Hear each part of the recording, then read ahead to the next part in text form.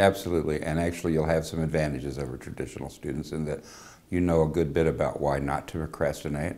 You know what the consequences are of waiting to the last minute. You know that technology is not 100% reliable. It might go down tomorrow. So if I can do it today, I will. So your maturity and experience will help you, not hurt you. As far as what you have to learn, the brain works at exactly the same rate from age 15 to age 80. So unless you're over 80, you shouldn't expect any problems. From my psychology background, I know that your crystallized intelligence actually increases as you age. So you can actually accumulate more knowledge and more skills as you age. Your fluid intelligence decreases, so that you don't tend to think as quickly maybe as you did in the past, but your ability to learn is certainly still there. And you also probably have a little bit more motivation, a little more perseverance, which are very important qualities. Our minds are designed to learn, to create, to feel, to imagine. I mean, we can do anything we set our minds to. We just have to find that focus and concentrate on the goal at hand. A lot of times what I see with the returning adult students is they have more motivation to want to learn instead of just going through the motions of completing the course.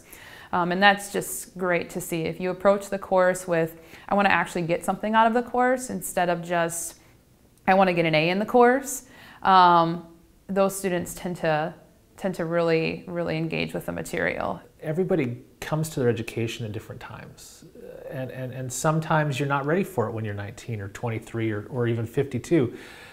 You're ready for it when you're ready for it. And I have so many friends that I went to high school with that still haven't really found that they're ready for that yet. I've had friends of mine that in their early 30s said, oh, okay, now I'm ready. This is important to me now. So if it's important to you and you feel like this is the right time to be here, then it is, and there will be people here at Kirkwood that will help you. The so-called non-traditional student really has a lot of richness to bring, and I love having them because their discussion is in a lot of ways very rich, and it enriches the whole discussion overall, and people sort of appreciate that. I had one class that I had 3 grandmothers in that they all realized that they lived close to each other, and they ended up having like a knitting club where on Wednesday nights they get together and they knit and they talk about history. It was fantastic.